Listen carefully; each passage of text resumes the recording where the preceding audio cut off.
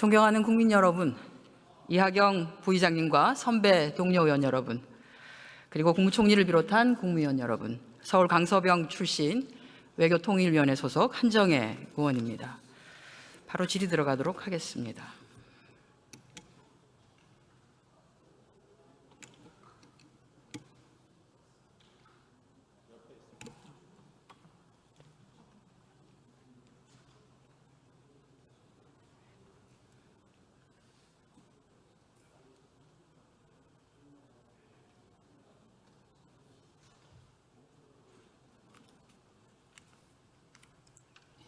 네, 본질이 들어가기 전에 잠깐 국무총리 앞으로 나와주시기 바랍니다.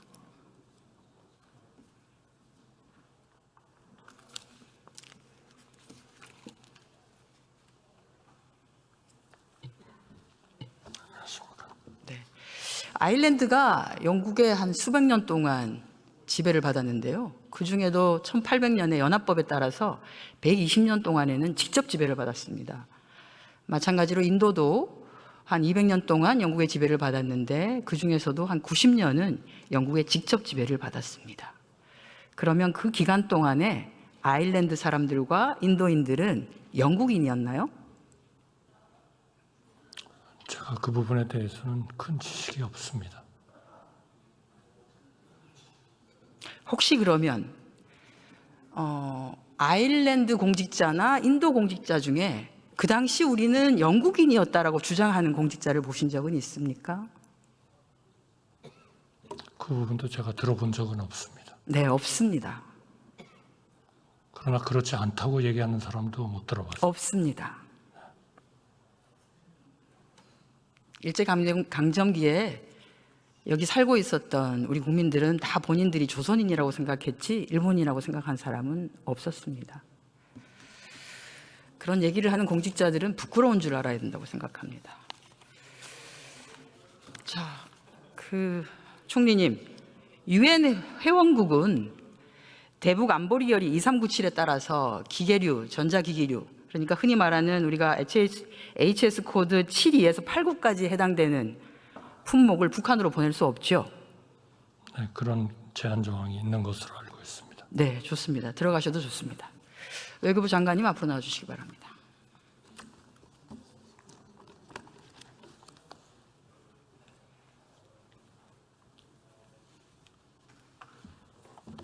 외교장 나왔습니다. 네.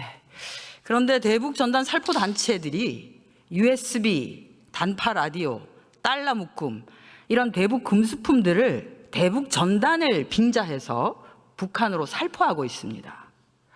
혹시 정부는 이 같은 위반 행위에 대해서 조사를 하거나 제재를 가하거나 한 적이 있나요?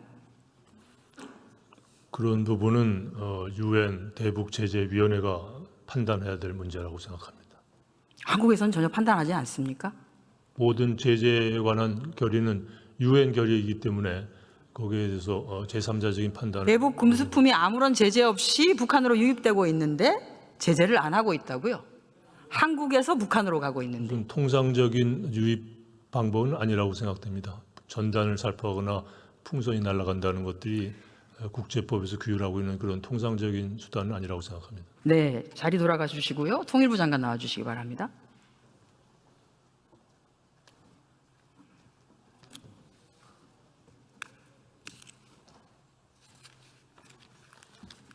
네, 장관께서는 이 내용을 너무나 잘 알고 계시지 않습니까? 그렇습니다. 그렇죠? 저희가 외교부에 물었습니다. 왜 대북 금수품이 이렇게 북한으로 살포되고 있는데 외교부는 아무런 제재를 취하고 있지 않느냐라고 했더니 답변이 이렇게 왔습니다. 통일부로부터 별다른 요청이 없어서 아무런 조치를 취하지 못했습니다라고요. 알고 있는데도 아무런 조치를 취하지 않도록 했으면 그건 직무유기 아닌가요? 통일부로서는 유엔 안보리 2397호 제재와 관련된 그런 문제를 뭐라고 할까요? 정책적인 그런 아주 중요한 과제로 보고 있지는 않습니다. 그러면 장관님, 제가 확인을 하나 해보겠습니다. 그러면 대북 전단 딱지만 붙이면 자동차도 보내도 되고 휴대폰도 보내도 되고 뭐 이런 건가요?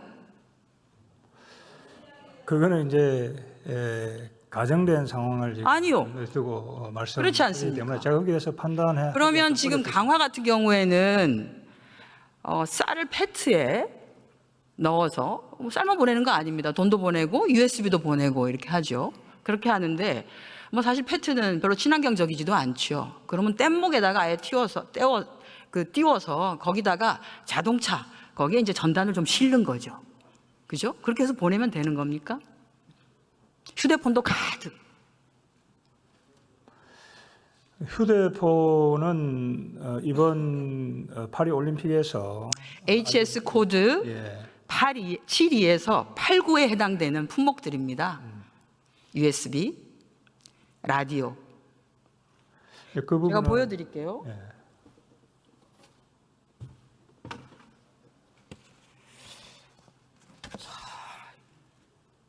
USB는 HS 코드 8523, 단파 라디오는 HS 코드 8543에 해당됩니다. 들어가셔도 좋습니다. 네, 국방부 장관 안 계시죠? 네, 차관 나와 주십시오.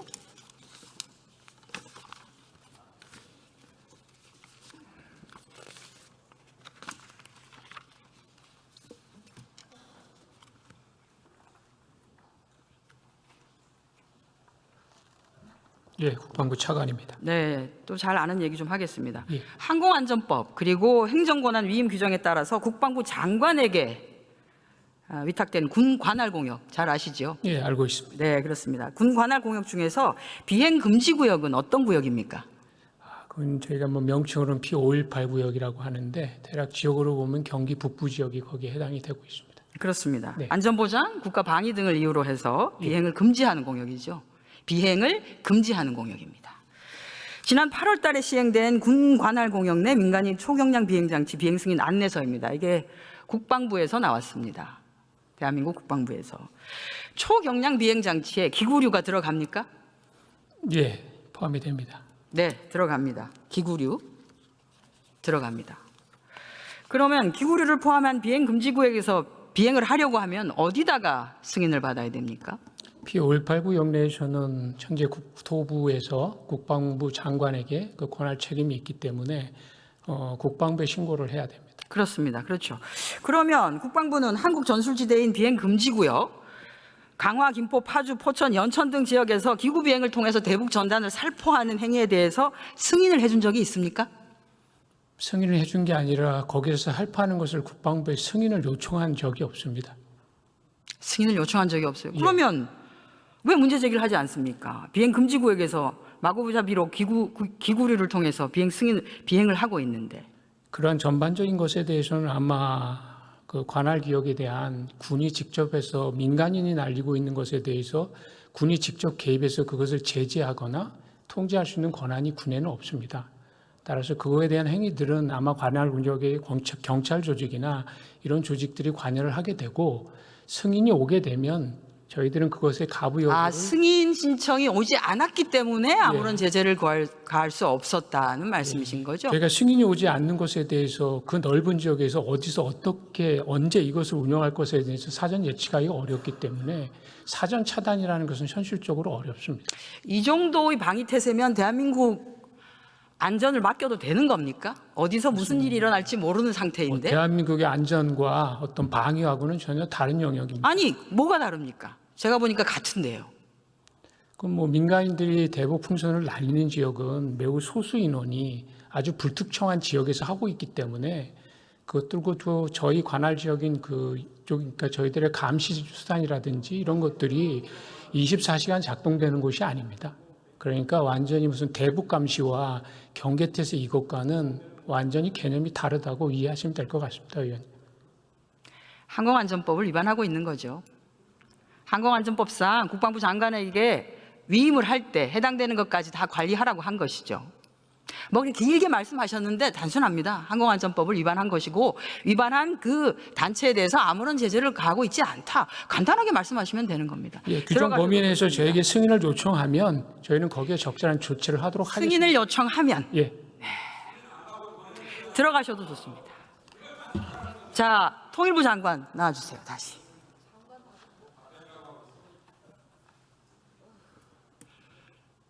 네, 답변이 답변 같지 않다는 걸 국민 여러분들께서 모두 듣고 계십니다. 다른 민간인들은 다 승인을 받습니다. 그런데 왜 탈북단체들은 승인을 받지 않습니까? 그건 탈북 단체 자체가 판단할 문제다 이렇게 생각합니다. 예. 좋습니다. 통일부 장관 들어가 주시고요. 국무총리 다시 나와 주시기 바랍니다.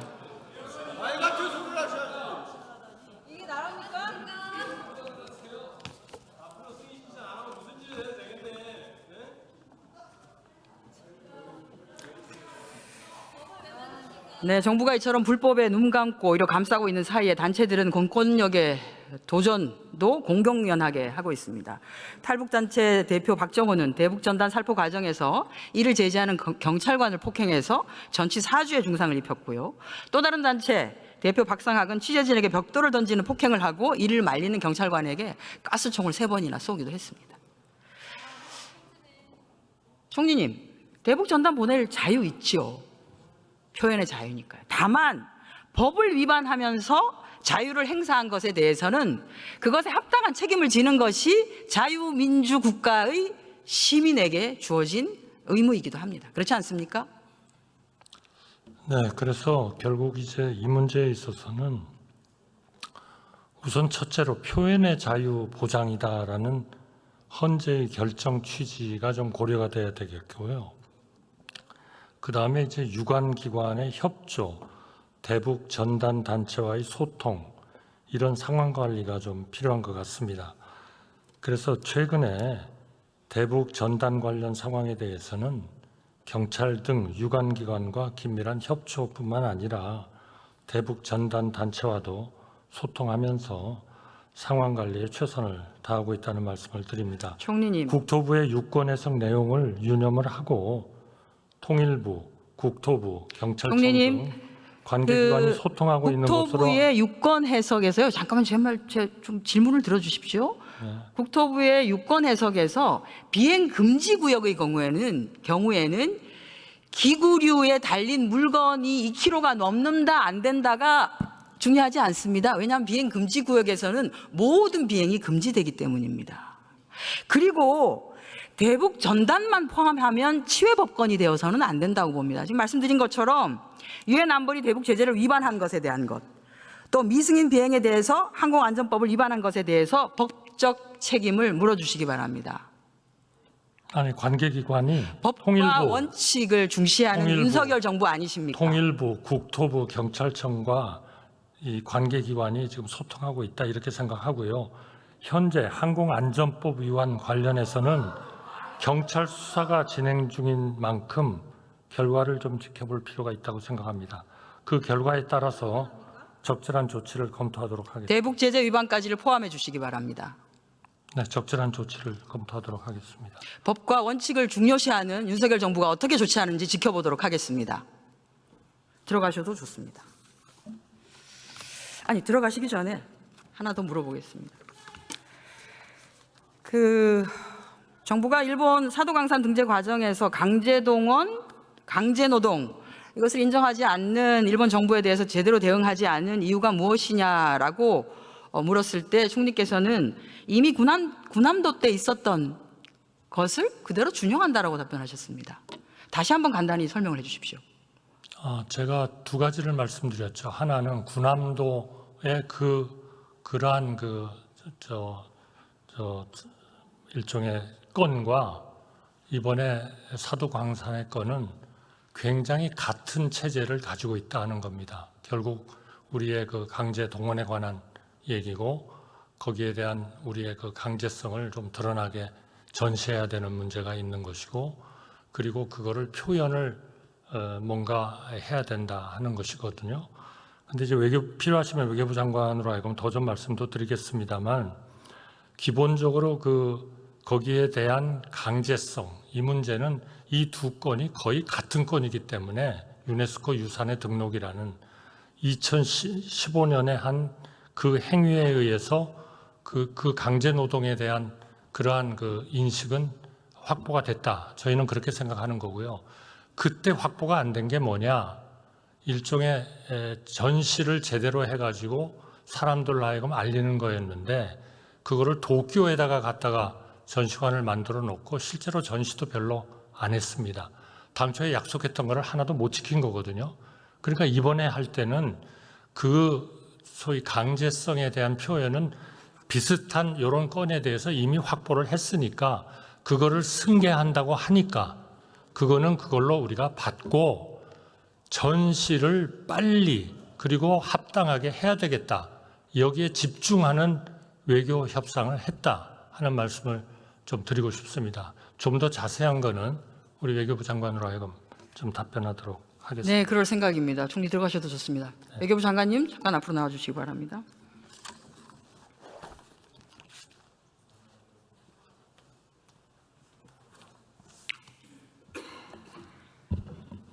네, 너무 잘하실 텐데요. 2015년 7월 구남도 등 세계유산 등재 당시 유네스코 자문기구인 국제기념물유적협의회 이코모스죠. 권고의 핵심은 무엇이었습니까?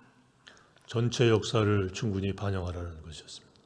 1940년대를 포함한 전체 역사를 그렇죠. 예. 네, 원래 온전한 역사. 그때는 명치 시대만 전체 역사라고 하는 이 문구가 들어간 이유가 무엇일까요? 그 강제동원의 역사를 배제하려고 일본이 일부러 전체 역사를 빼고 명치 시대에 한정해서 등재하겠다라는 시도를 했기 때문에 자문기구에서 그러면 안 된다라는 뜻에서 풀 히스토리라는 말을 넣었습니다. 그렇습니다. 당시 일본 대표는 뭐라고 약속했습니까? 약속은 그 강제성에 관한 표현을 하면서 본인의 의사에 반하여 끌려가 가혹한 환경에서 강제 노역하였다라는 사실을 인정을 했고요. 그것을 전시물로 표현을 하겠다고 해놓고 뒷부분은 약속을 지키지 않았습니다. 네, 정확하게는 1940년대 일부 시설에서 수많은 한국인과 여타 국민이 본인의 의사에 반하여 동원되어 가혹한 조건 하에서 강제로 노역하였고 희생자를 기리기 위한 정보센터 설치 등 조치를 취하겠다라는 네. 말을 했습니다. 그리고 또 일본 정부는 유네스코 자문기구의 권고를 존중하고 충실하게 이행하겠다고 발언했습니다. 네. 유네스코는 권고를 충실하게 이행하겠다고 하는 일본 대표의 발언에 유의한다라고 강조했습니다. 네. 자, 그럼 당시 세계유산에 등재된 일본의 근대산업시설 23곳 중에서 우리 조선인과 연합군 포로 등이 강제 노역을 당한 곳은 총 몇 곳입니까? 23곳 다라고 저는 알고 있습니다. 23곳 중에 7곳입니다. 표가 저렇게 나와 있는데요. 보시면 우리뿐 아니라 아마 연합군 포로. 특정 짓기 어려울 겁니다. 아마 기록만 보고서 얘기할 수는 없는 것이기 때문에요. 네, 저희가 그게 일본이 하는 방법입니다. 기록이 없으면 부인하는 것이 일본이 하는 거기 때문에 네, 저희가 그런 그걸 의지, 따라갈 필요는 없습니다. 장관의 그런 의지는 굉장히 좋습니다. 기록이 나오면 또다시 문제를 삼을 수 있으니까요. 자, 그런데 일본 정부가 유네스코의 권고를 충실하게 이행하겠다고 2020년 6월에 네, 산업유산 정보센터를 공개했습니다. 장소가 어디죠? 도쿄였습니다. 등재된 산업유산이 소재한 위치와 얼마나 떨어져 있습니까? 수백 킬로로 알고 있습니다. 1000km 이상 떨어져 있습니다. 네, 어떻게 들어갈 수 있죠? 이 정보센터에는? 찾기가 어려운 곳으로 알고 있습니다. 도쿄 신주쿠에 있습니다. 그죠? 총무성 제2청사 별관입니다. 우리로 따지면 행안부 청사 별관이죠. 정부 청사 출입에 따르는 절차 밟아야 하고요. 하루에 몇 명으로 제한됩니까? 그렇게까지는 제가 상세한 사항을 모르고 있습니다.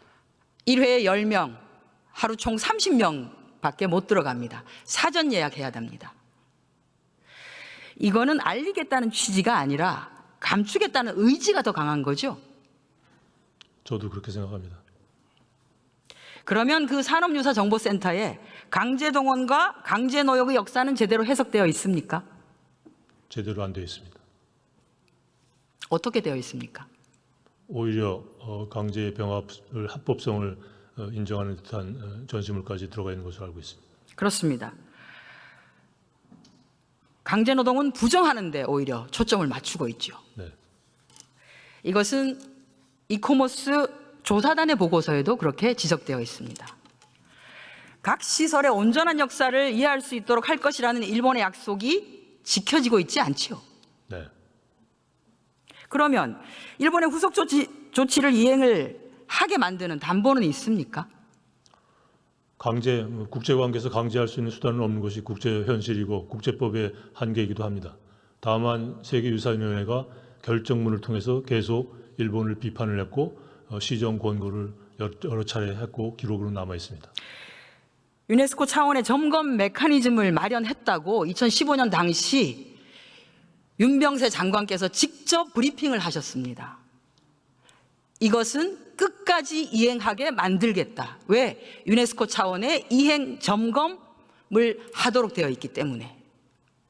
제가 방금 말씀드린 것이 윤병세 장관이 말씀하신 그 이행 메커니즘을 점검하는 메커니즘을 갖고 있다는 게 세계유산위원회에서 점검을 한다는 뜻입니다. 네, 좋습니다. 들어가셔도 좋습니다. 총리님 다시 나와 주십시오.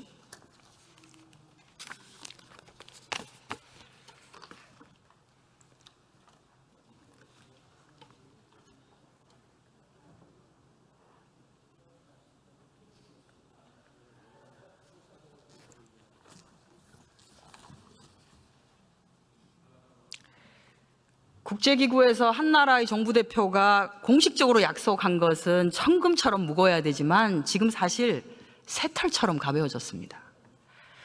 유네스코가 일본에게 요구한 이행 결과 보고서 제출 기한이 올해 12월 1일입니다. 유네스코가 권고하고 일본이 충실히 이행하겠다고 약속한 조치를 취하도록 정부 차원에서 적극적으로 대응해 주시겠습니까?